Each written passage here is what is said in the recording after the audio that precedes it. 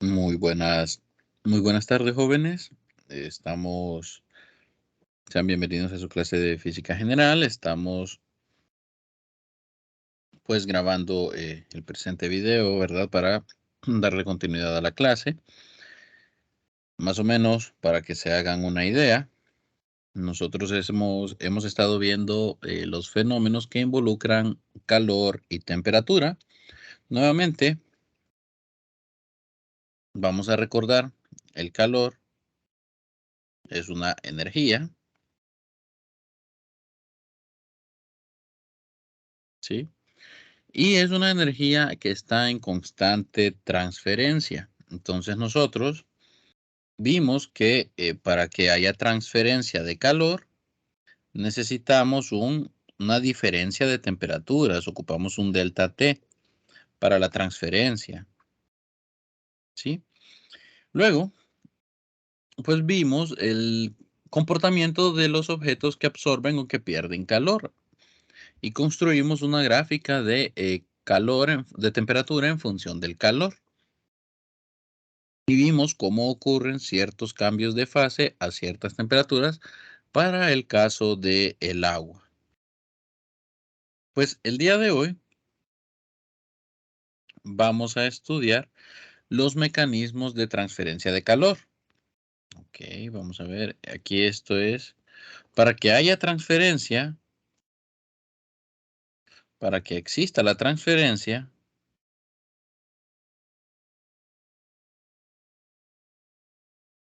para que se dé la transferencia,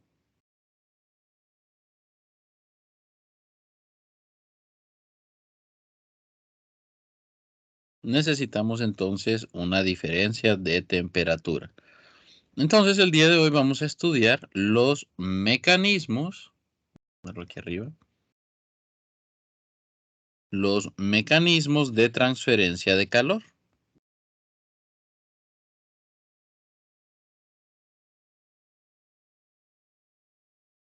Vamos a ver, de transferencia. Vamos a ponerlo más arriba. Bien, vamos a estudiar entonces los mecanismos de transferencia de calor.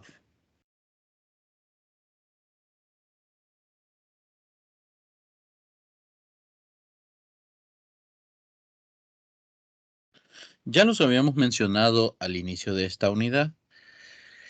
Los había mencionado, son tres mecanismos.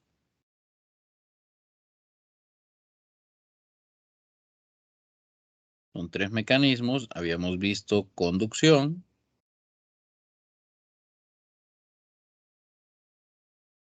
y con la conducción dábamos el ejemplo, ¿verdad? De cuando usted calienta algo en la estufa con hornilla, el calor se transfiere por el contacto entre la resistencia que se calienta y la olla que contiene los alimentos. Está la convección, que lo habíamos mencionado de manera un poco vaga. Dijimos que es el que se da principalmente, el que produce las corrientes marinas por diferencias de temperatura. Entonces, esto es cuando el calor se transfiere de un punto a otro debido al movimiento de masa. En este caso, este es el caso de los líquidos. Cuando usted pone a hervir agua, primero se calienta el agua que está en el fondo de la olla, y entonces, una vez que se calienta, se empieza a formar una corriente. Esta agua sube a la parte superior y la más fría comienza a bajar. Entonces, bueno, esa sería la transferencia de calor por convección, cuando hay una masa que se mueve y transfiere calor. Y tercero era la radiación, donde el transporte de la energía está a cargo, pues, de una partícula. Y pues dábamos el ejemplo, que en este caso con la luz del sol, donde pues o mediante ondas electromagnéticas el sol nos envía su energía. Bien, nosotros no vamos a tratar en esta clase el proceso de la transferencia de energía por convección o por radiación. Únicamente vamos a tratar la conducción. Únicamente vamos a tratar la conducción. Entonces, nosotros ya habíamos explicado, ¿verdad? Que la conducción es un mecanismo de transferencia de calor. Ok. Vamos a estudiar ahora entonces qué es lo que pasa. Vamos a llamarle conducción térmica. Entonces, resulta que en la conducción térmica ocurre lo siguiente. Cuando usted tiene, por ejemplo, una pieza de material, permítanme, cuando usted tiene una pieza de material,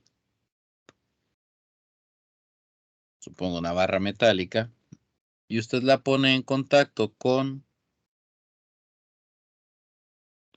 vamos a asumir, la pone en contacto con, oh, no escogí el color correcto.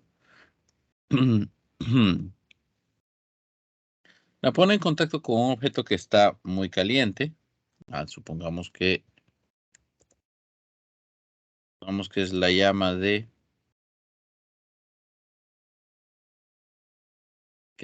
un soplete.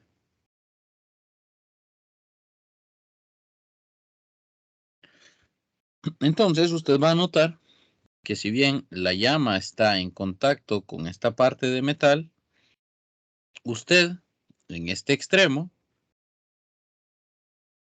observa también un aumento de temperatura. Esto es porque el calor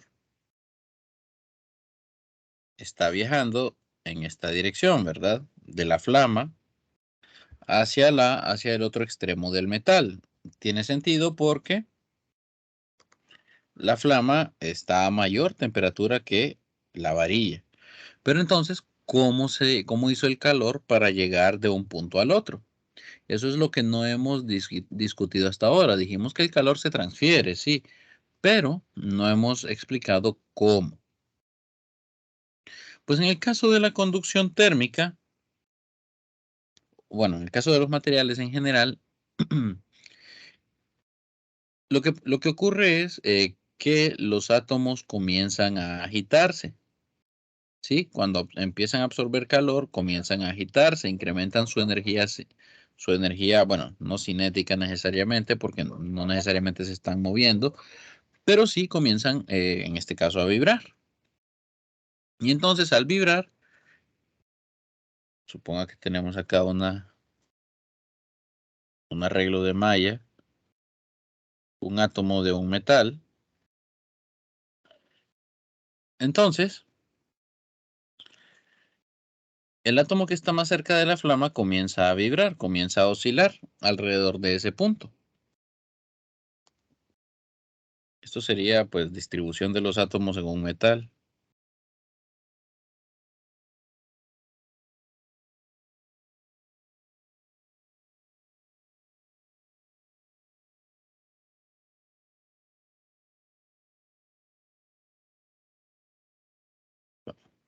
No necesariamente en un metal, pero sí podríamos decir que es una distribución de átomos. Entonces, los que están más cerca de la flama, como están absorbiendo el calor, incrementan su temperatura y comienzan a oscilar. Pues como resultado de esas oscilaciones empiezan a empujar a los vecinos, quienes también comenzarán a oscilar. Y así empujan a sus vecinos hasta que, pues en esos empujones, por decirlo de alguna manera, pues van transfiriendo el calor. Y de manera que todo el material comienza a aumentar su temperatura. Eso es en el caso, ¿verdad?, de los materiales en general. En el caso de los metales, no son directamente no es directamente el átomo como un todo quien se encarga de la transferencia de calor. En el caso de los metales, lo hacen los electrones libres. Entonces, en los metales,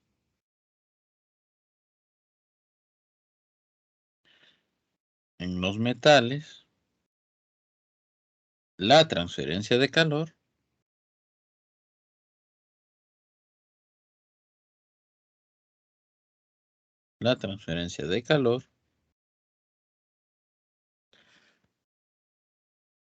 la realizan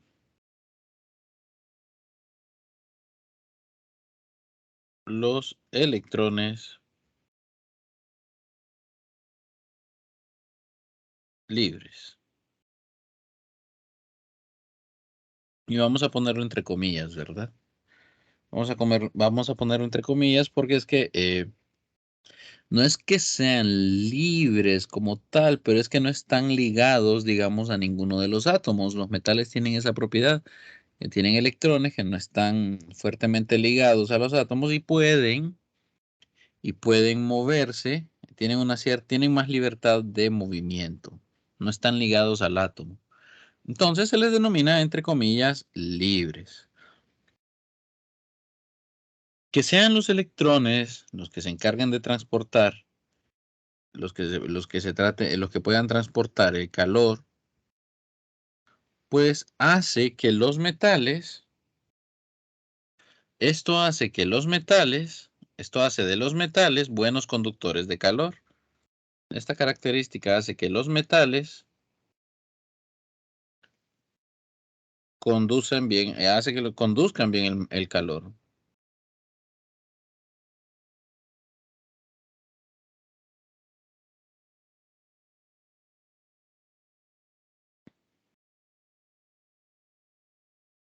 Eso hace que los metales entonces conduzcan bien el calor.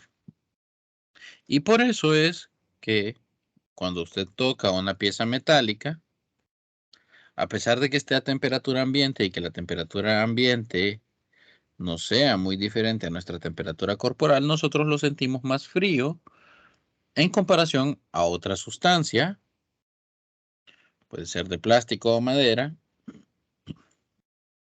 que se encuentre a la misma temperatura.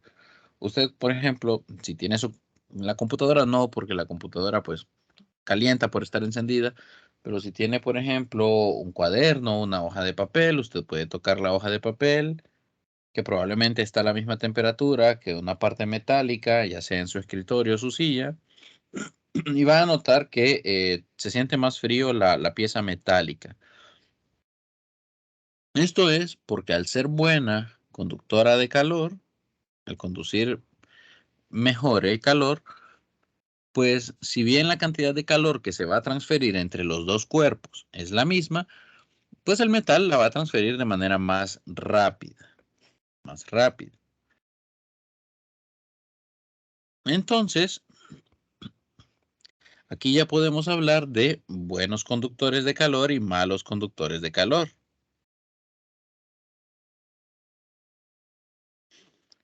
Vamos a ver.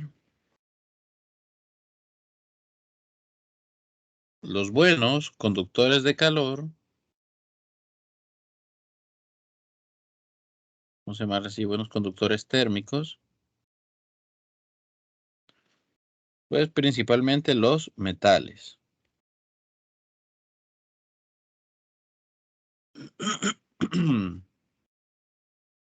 Principalmente los metales y los malos conductores térmicos,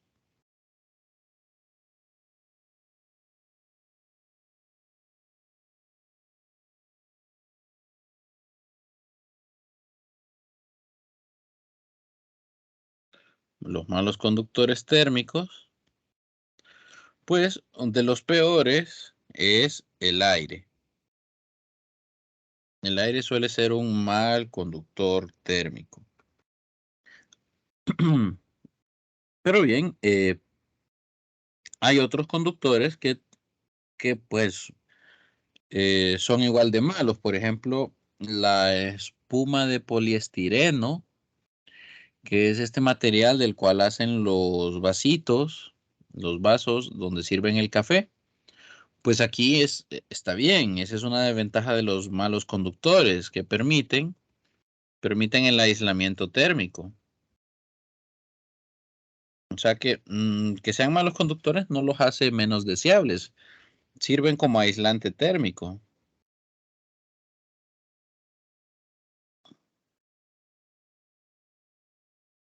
Sirven como aislante térmico, eso está bien.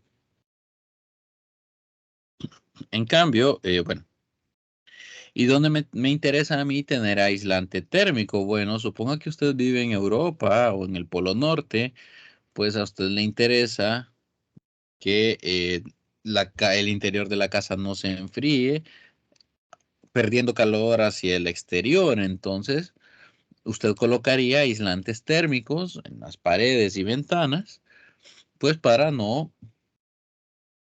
ralentizar, para volver más lenta la transferencia de calor con el entorno. Lo mismo ocurre en un avión, cuando ustedes pues tengan la oportunidad de subirse a un avión y vayan en la ventana, se van a fijar que las ventanas está la parte plástica del interior, pero van a ver que hay una pequeña separación, en lo que hay es aire, y hay otra pieza de vidrio o sí, de vidrio plástico en el exterior. Yo no determiné de qué material era, pero está en el exterior. Entonces ese espacio que hay es para el aislamiento térmico, ¿sí? Es para el aislamiento térmico. De la misma forma, pues, cuando a usted le sirven café en esta taza, en estos vasitos de poliestireno, pues el café suele salir a unos 60 o 70 grados Celsius, es decir, caliente, sale caliente, y nos interesa, ¿verdad?, que usted pueda sostener la taza. Entonces, se hacen esos vasitos y que usted los puede sostener. Usted lo siente tibio, sí, lo siente tibio, pero es porque la transferencia de calor es tan mala que se va a dar de forma lenta, ¿sí? Se va a dar de forma lenta. Y bueno, por lo tanto, usted va a poder sostener el café. En el caso de los buenos conductores térmicos, pues ya habíamos visto un par de aplicaciones, ¿verdad? Principalmente en refrigeración. Entonces sirven para disipar calor principalmente.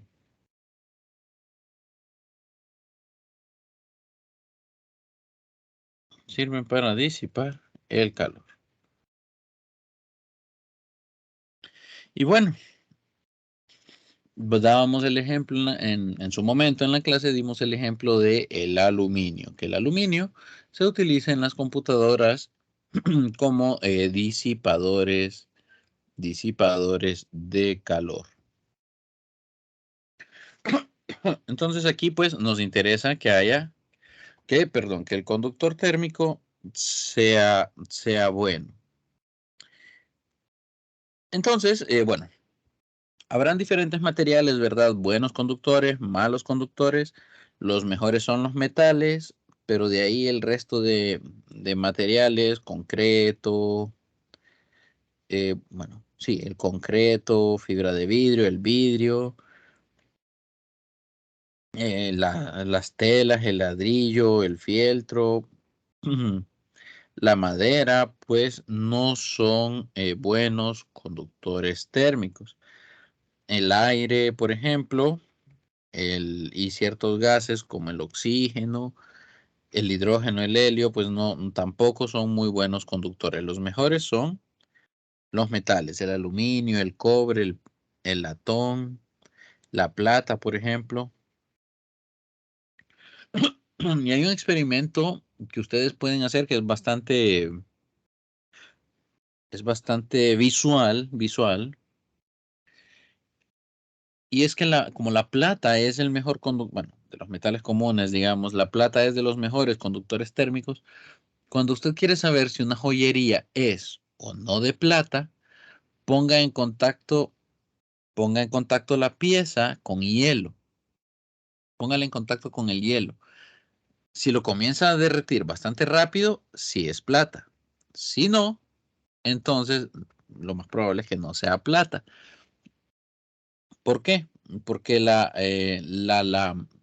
conductividad térmica, es decir, la facilidad con la que la plata conduce el calor es mayor que el resto de los metales. Entonces, va a derretir bastante rápido el hielo. Pueden buscar videos en YouTube si gustan al respecto, ¿verdad? Entonces, la plata es, al menos de los valores tabulados en su libro de texto, el mejor conductor térmico. Ahora bien, ¿cómo se modela la conducción térmica? Bien, usted lo que necesita entonces para la conducción térmica es producir transferencia de calor en función del tiempo o un cambio de calor en función de el tiempo. Entonces H sería, si se fijan, H sería una especie de calor en transferencia. Recuerden que aquí pues es interesante porque si bien calor tiene unidades de joules y tiempo tiene unidades de segundo, esto nos va a quedar en joules por segundo. H no es potencia, H es pues una especie de corriente de calor. Me dice qué tanto calor está fluyendo por segundo. Entonces a esto le vamos a llamar corriente de calor.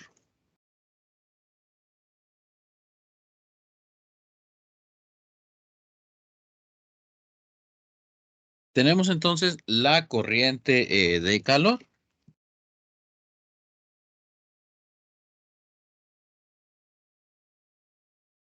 Y las unidades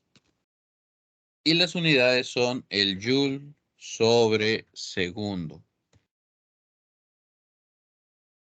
Ahora bien, ¿de qué entonces dependerá? ¿De qué dependerá entonces esta corriente de calor? Bueno, como hablamos de conducción, pues como hablamos de conducción, es decir, de contacto entre las sustancias, como hablamos de contacto entre las sustancias, significa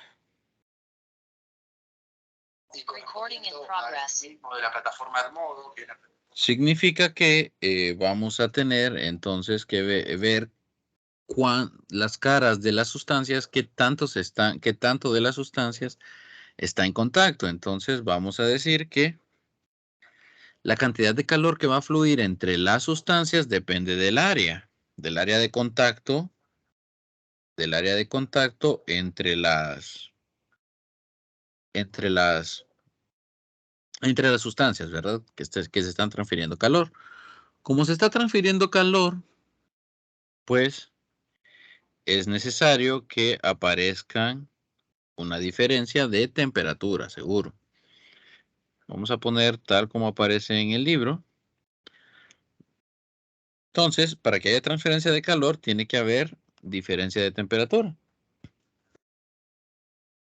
Y la diferencia de temperatura es temperatura caliente menos temperatura fría. Aquí ya más o menos lo tenemos construido. Entonces, el área y la diferencia de temperatura. Pero, bueno, como ya habíamos dicho,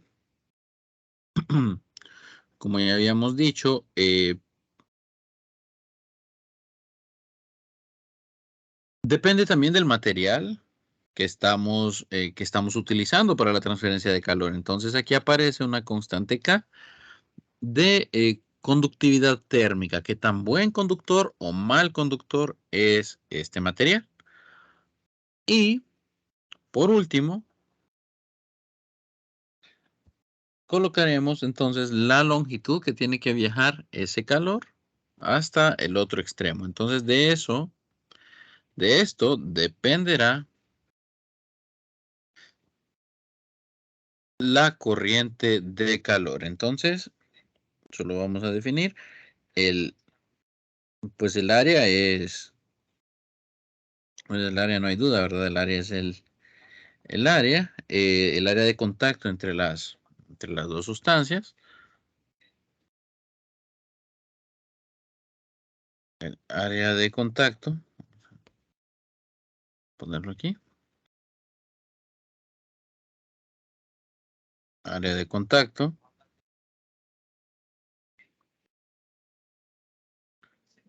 Obviamente, pues como es un área, esto está en metros cuadrados. Tenemos conductividad térmica.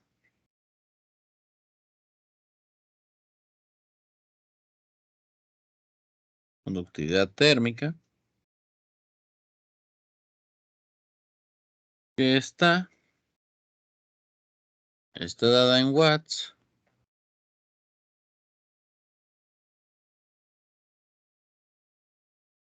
Estará dado en watts sobre metro por Kelvin. Luego tenemos la longitud, ¿verdad? La longitud estará dada en metros.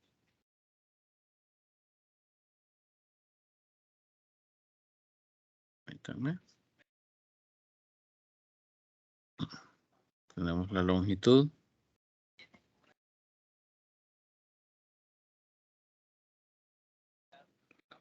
La longitud sería hasta el punto de análisis.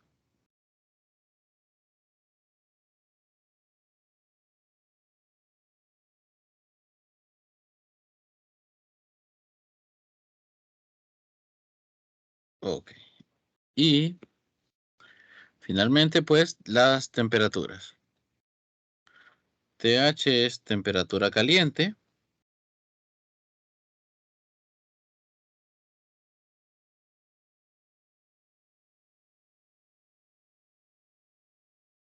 Y TC es temperatura fría.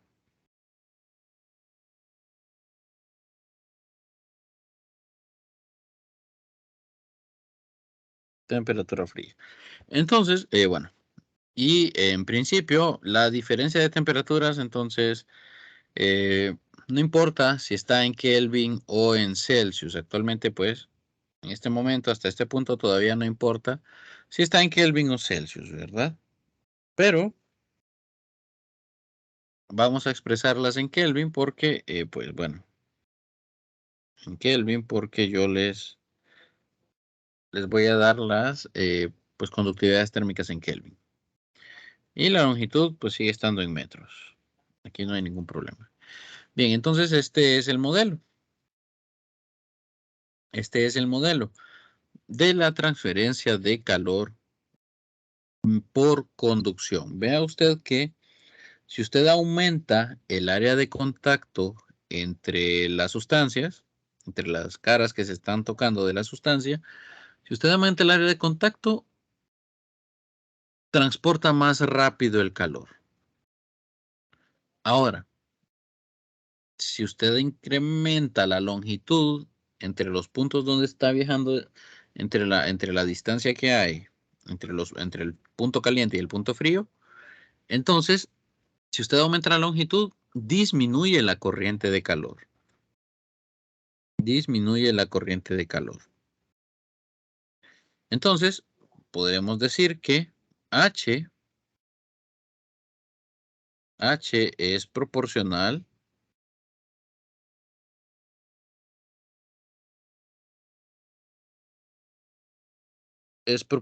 al área y al mismo tiempo H es inversamente proporcional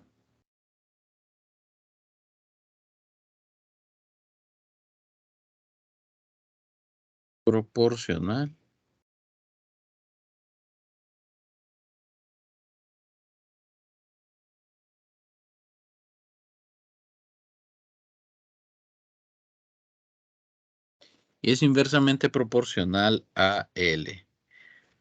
Entonces, si nosotros queremos, si tenemos un sistema, por ejemplo, y no podemos cambiar el material y las temperaturas del punto frío y el punto caliente ya están dadas, únicamente puedo jugar con el área y con la longitud.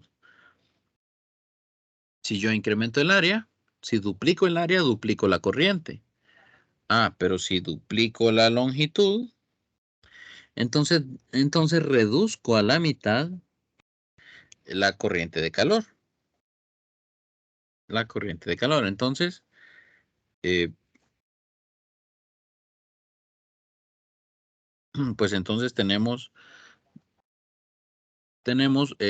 pues espacio para jugar, digamos, con las dimensiones del sistema pues que estemos trabajando, del sistema, del sistema en cuestión que estemos trabajando. Para los ingenieros que trabajan en construcción, obviamente el término de la conductividad térmica no les sirve. Les sirve a ellos más el término de resistividad térmica, que si tomamos este modelo de conducción, la resistividad térmica,